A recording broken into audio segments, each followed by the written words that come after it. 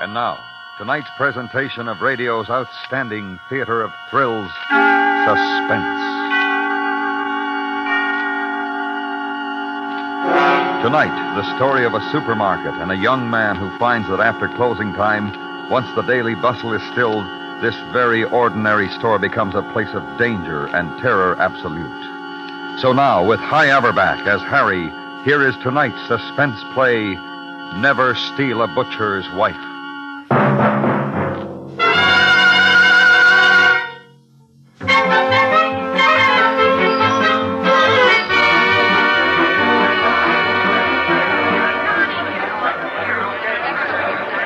It started the first day of the job. I was clerking the liquor department of the supermarket. I hadn't been in Los Angeles a week.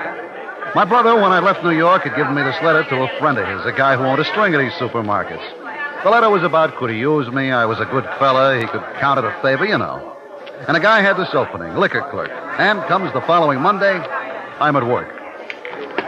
I spent the morning loading the refrigerators with beer, soda water, all that stuff, and sizing up the place. You know, back east, we don't have many of these supermarkets. There was the vegetable department run by a nice little dark guy, and there was a delicatessen that was run by an old geezer and his frau. There was a bakery department and meat department, and, of course, the groceries. No clerks. You pushed a little cart around and helped yourself. To get out, you passed the cash register, and the girl loaded your stuff, rang up the price. My surveillance of the place had reached the girl who checked the groceries when the trouble started. She was looking at herself in a little mirror and putting on some lipstick. Her back was to me. I see her stop putting on the lipstick, but still looking at the mirror. I see her eyes in the mirror. And then she turns around very slowly and looks at me. Just looks at me. She must have been 50 feet away at the least and with customers between us. But it was like we were all alone. The two of us. On a beach somewhere. An empty beach. I should have looked away. I should have winked and forgotten it. I should have gone on stacking beer and thinking about how to be a success. That's what I should have done. What I did do was I stood right there and locked eyes with her for I don't know how long.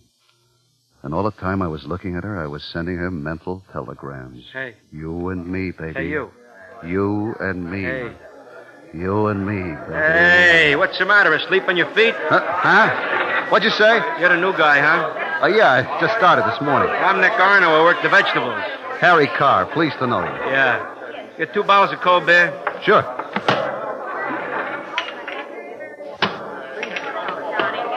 Cold as a witch's heart. Only don't open them here by the counter. You know the law. I have them out back with my lunch. Nick. What? Come here. Gal over there by the cash register.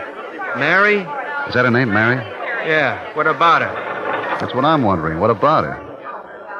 Oh. No soap. She's married. You kidding? You see that big guy over there with the knife? The butcher? Yeah? You ask him if I'm kidding.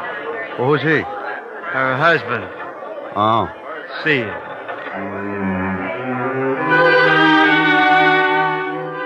I looked over at him. He was a funny-looking guy. A real creep. He stood there sharpening a tremendous big cleaver, whistling to himself. He had on a hard straw hat and a white apron. He had those rimless glasses with thick lenses so that his eyes looked like baseballs. When he saw I was looking at him, he nodded and went on whistling and stropping. A real creep. Later on, I watched him softening up some sort of steaks.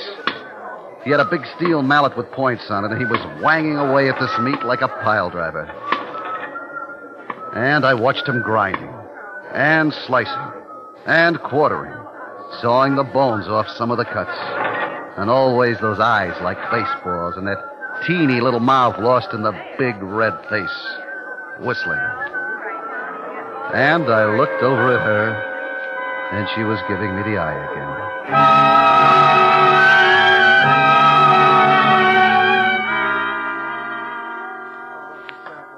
We closed at 7.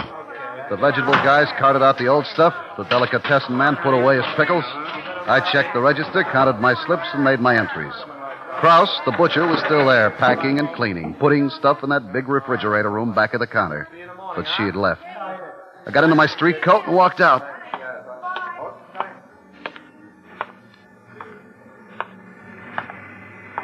Hello. She was standing looking at the shoe display a couple of doors down from the market. I said hello. Don't you say hello wherever it is you come from? Well, sure. Hello. You taking the bus? Yeah? Which way do you go? Down to Western. Oh, I'm going that way. I'll drive you. No, I don't think you'd better. What's the matter? I wouldn't want to trouble you. No trouble. Come on. I'm parked right here. What about Mr. Krause? Oh, he'll be there an hour yet. He takes the bus. Oh.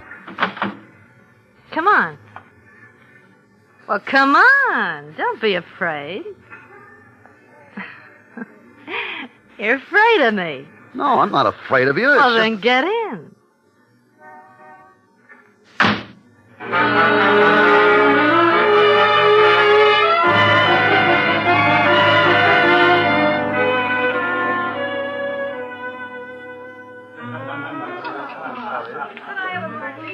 So all day long, I'm pushing liquor at them. Now they're pushing it at me. Oh, you're cute, Harry.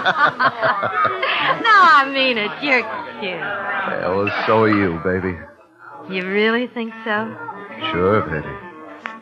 Harry, let's get out of here.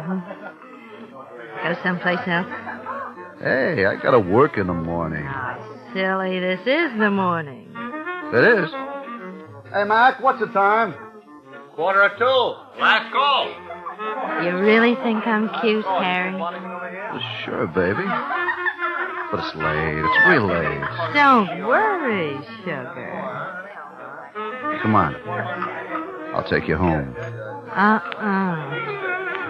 I'll take you home.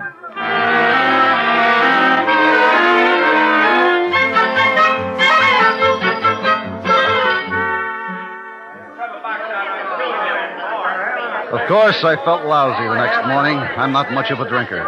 But she looked fresh as a daisy, smiling and joking with the customers.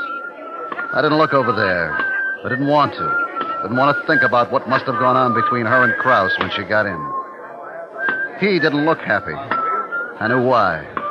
I kept waiting for him to turn those baseball eyes on me. But he never did. Just went on smashing, slicing, grinding, sawing, all that.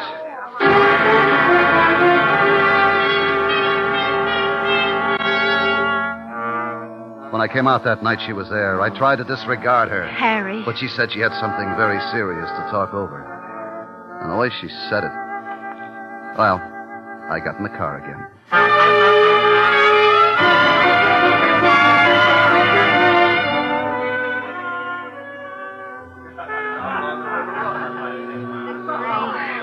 He's awful. Really, you don't know. Yeah, I guess it's tough. You just wouldn't believe some of the things. Yeah, look, baby, I think we... He's crazy jealous. Of you? Yeah. Isn't that silly? Well, I guess maybe... Jealous of me. Or should I say, of you. Me? What does he know about me? What did you say? Well, I got in this morning, and there he was, sitting up like Grandma in his bathrobe. He said, "Where have you been?" And I said, "What's it to you, Auntie?" I call him Auntie. It drives him crazy. He said, "Don't you think you can fool me?" And then he started to cry and say a lot of things about Babylon and sitting on the water. Real crazy talk. Well, I better go. Oh, now don't be silly. He doesn't know who you are or who it is. But he could find out. Oh, no. Not unless I told him. You wouldn't do that? Of course not, baby. As long as you're good to me.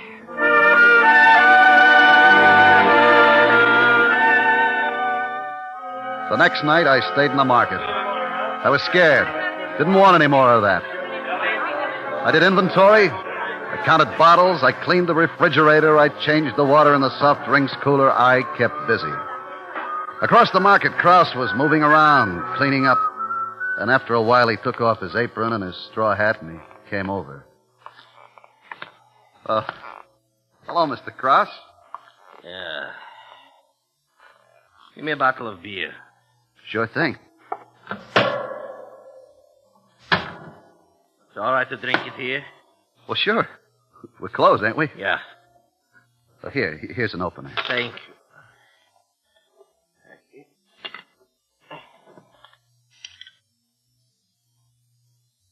Ah. You're working late. Well, you know how it is. Nothing to do evenings. No? No, I'm new out here. It takes time to make friends. For me, maybe it would take time. Not for you, a good-looking young fellow like you.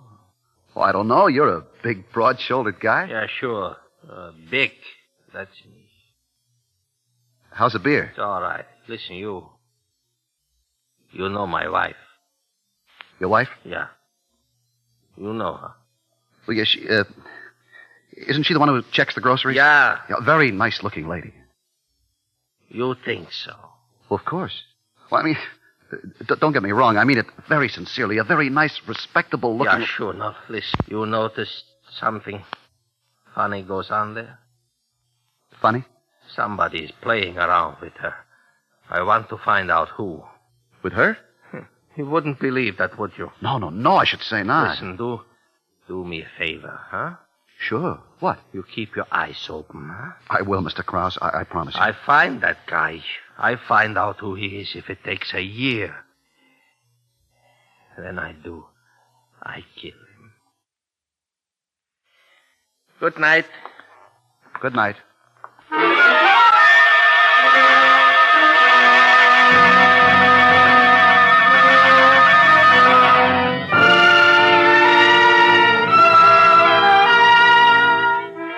You're listening to Never Steal a Butcher's Wife.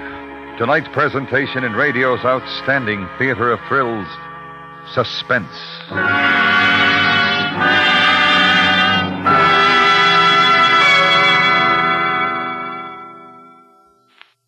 There are all kinds of tales of suspense, and you'll find an exciting one when you listen to the latest Perry Mason story on CBS Radio tomorrow. He's the debonair lawyer detective whose exciting cases come your way Monday through Friday, daytimes, on most of these stations. This week, listen to Perry Mason try to help a damsel in distress. And now, we bring back to our Hollywood soundstage Hy Averback in tonight's production of Never Steal a Butcher's Wife, a tale well calculated to keep you in suspense.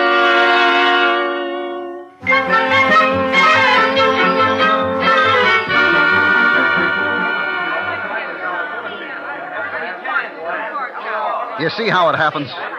You go along minding your own business, trying to be a sweet guy, and whammy, up pops the devil, the roof caves in, and there you are. The executioner's honing the axe and whistling to himself. I tell you, I was nervous. My hands were sweating and my teeth were aching. If it hadn't been for needing that job bad, if it hadn't been for that, I'd have put on my coat and hightailed it out of there but fast. It was a situation. And Mary's looking over at me every now and then, giving me the big eyes. Yeah, the heck with you, baby. Get yourself another boy. And Krause is looking over and raising his eyebrows. Do I know who it is yet? And I'm making a long face and shaking my head. And then Nick, the vegetable man, comes over. I see you didn't understand what I told you the other day. What's that, Nick? About Mary. I told you she was a married woman. What are you talking about? I seen you, the both of you, coming out of a bar the other morning. You're nuts. Don't pull a hard face with me, Harry. I ought to tip Krause off to what's going on. Nick, be a good guy, will you? Be a good guy. I'm telling you, you better be a good guy and leave the butcher's wife alone if you know what's good for you. I will, Nick. I will. I swear it. It was a mistake, that's all. Yeah. So be a good guy, Nick. Forget about it, huh? This once okay, but you do it again, you get what's coming to you. Sure, Nick. Sure thing. I'm not just talking.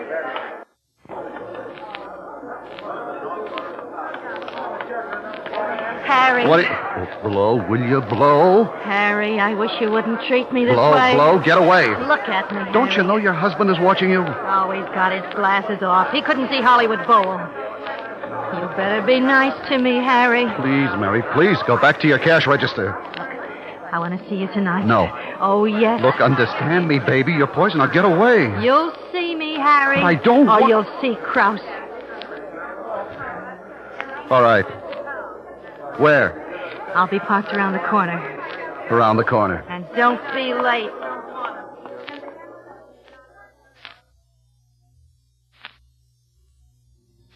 Oh, look, now stop being silly and get in. Look, can't you understand? I don't want any trouble. What are you so afraid of? Trouble! Oh, come on, baby. Let's go have some fun. Look, please, I've asked you not... What is it? Hello. I warned you. You got it wrong, Nick. Oh, no. Say, what is all this? You shut up. Don't you talk to me like that. I'll talk to you like I please, cheat. Harry! Hit him, Harry! I didn't hit him. He was looking down his nose at me, and he was a nice, wide-open target, but I didn't hit him. Because all of a sudden, I knew what I had to do, and I knew I had to do it fast. Harry! Where you going, baby? I didn't turn. Nick was still back there beside the car. I went into the market.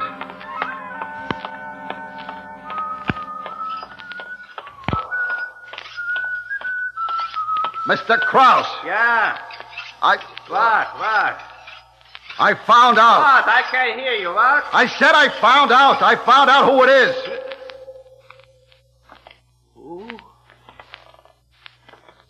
Ooh. Nick. The vegetable man? Yeah. The vegetable man.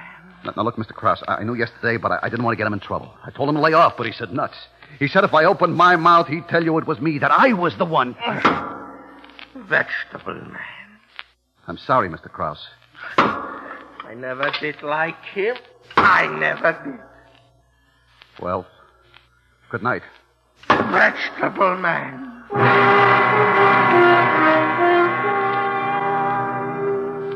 I took a fifth of old smuggler home with me. No dinner. I just lay there on the bed about 3 hours, talking to myself. And finally, to heck with the job. I got up and I started to pack. I was broke, but I didn't care. I'd have to skip out on my rent, but it didn't matter. I didn't care. I wanted out. From Krause, from Mary, from Nick. And suddenly, I figured that even if Nick was a snooping little rat with his holier now, I ought to clear him. So I wrote a note to Krause.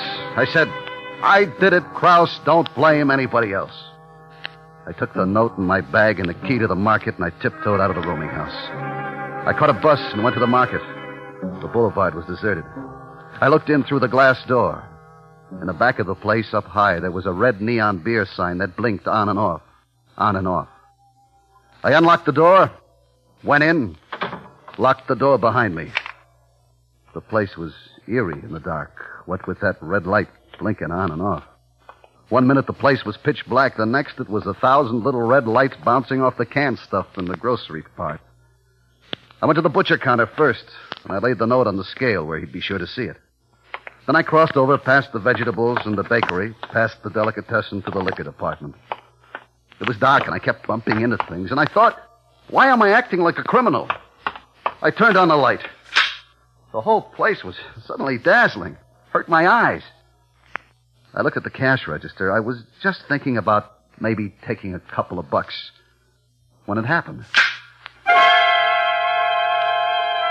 I hadn't touched it. Somebody had turned the lights off again. There were other switches in the place. I didn't know where. And after the brightness, the place seemed twice as dark. The red sign blinked on and off and on and off. And then I saw him. Krause. He was standing behind the meat counter at the scale, and he picked up the note. My note. I did it, Krause.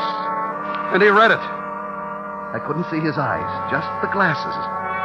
And every time the light blinked, they shone red, bright red, like some sort of terrible toy. And then he began to move.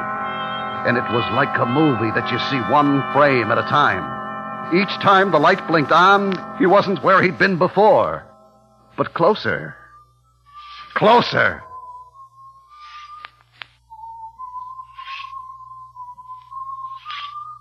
Krause? Mr. Krause?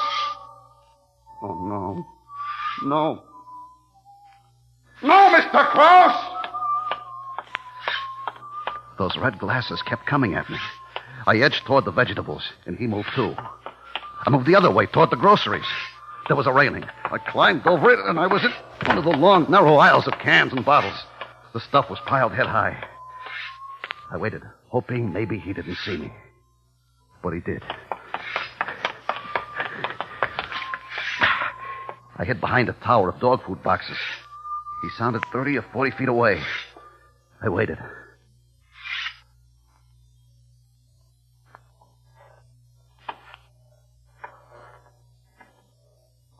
I looked around the corner. He was looking down another aisle. I ducked my head back.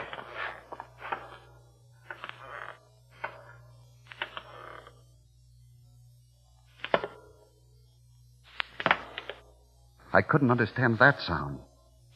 I looked again. The aisle was empty. In the center where Krause had stood were his shoes. He'd taken them off. Very quietly, I bent and took mine off, too. And I began to tiptoe away from where I'd seen him. And then I rounded a corner, and there he was, not 2 feet away with his back to me. And I lost my balance, and I put my hand out to steady myself. A whole display went over. I ran. And then I was at the end of an aisle, and there was the wall, the back wall. And I turned, and he was coming straight at me. My hand touched something cold, a bottle. I grabbed it. It was ammonia. Krause! Krause, get back, Krause, or I'll blind you. Krause, I warn you, I swear I will. Krause, I've got ammonia here. I'll blind you if you come any closer, Krause.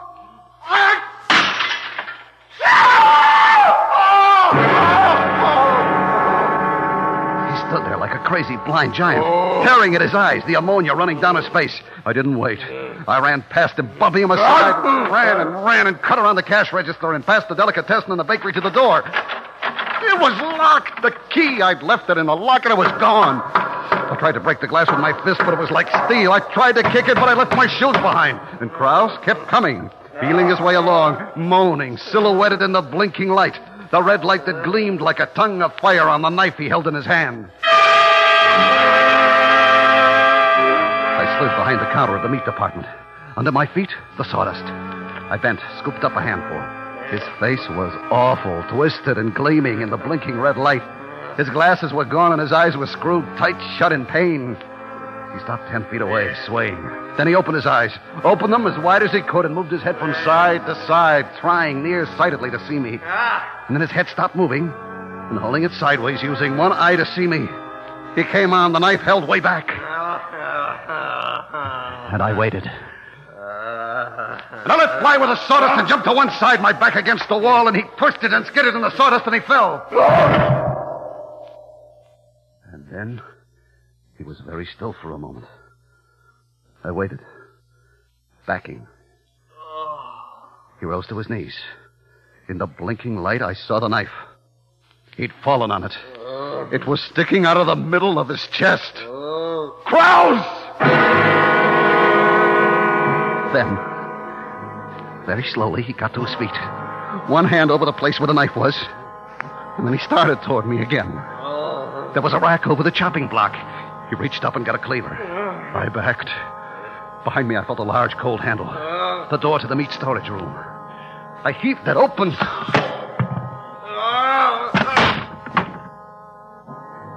Inside, it was cold, bitter cold, and dark. In the center of the door was one small, thick pane of glass. It was clouded. I wiped it clear with my hand and looked out. Krause stood there, his face an inch from mine, looking in. And then his eyes rolled back and his face went slack and he fell out of sight.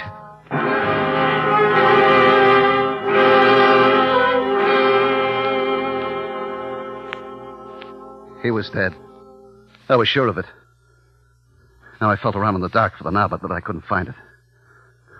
I felt the door from the top to the bottom. There were bars and bolts and something that felt like a handle, but it wouldn't move. I heaved and tugged, but it wouldn't move. There was a knife on the slab there, a butcher knife. I felt around the door for a crack, slipped the knife in and twisted. It broke off. Another door, I thought. Maybe there's, please, another door out of this place. And I began to search for it in the dark, feeling along the icy, damp walls. I walked under something cold that moved when I touched it. Side of beef, but no door. I moved farther. Another icy cold thing. And I moved on. Came up against another. Cold as the rest. But... And I'm crazy. I know it. I'm crazy. This one feels as though it's wearing silk stockings.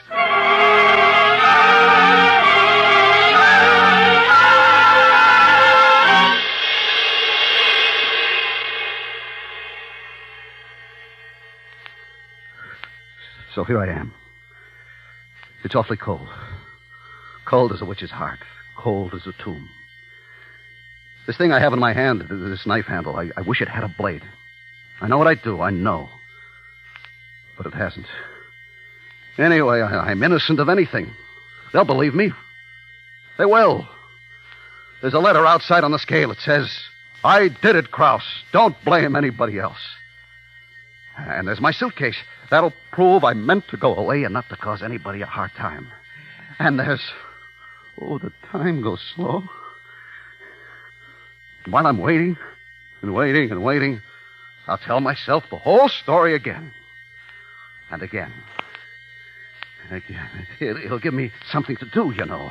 Something to think about. You see, it started the first day of the job. I was clerking the liquor department of the supermarket. I hadn't been in Los Angeles a week. Now, my brother, when I'd left New York, had given me this letter to a friend of his, a guy who owned a string of these supermarkets.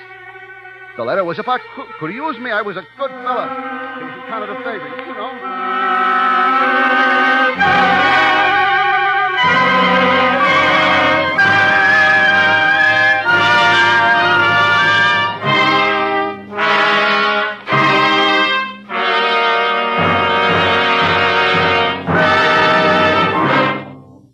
Suspense, in which High Averback starred as Harry in James Poe's story, Never Steal a Butcher's Wife.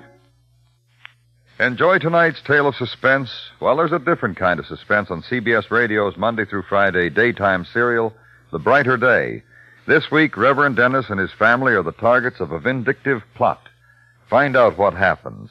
Listen to The Brighter Day tomorrow and every weekday on most of these stations.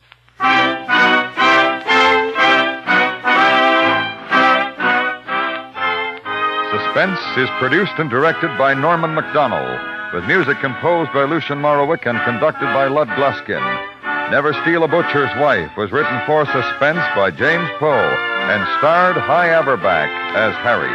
Featured in the cast were Paula Winslow, Jack Crucian, and Lawrence Dobkin. Stay tuned now for yours truly, Johnny Dollar, which follows immediately over most of these same stations. Listen while you work. Enjoy Hilltop House every Monday through Friday in the daytime on the CBS Radio Network.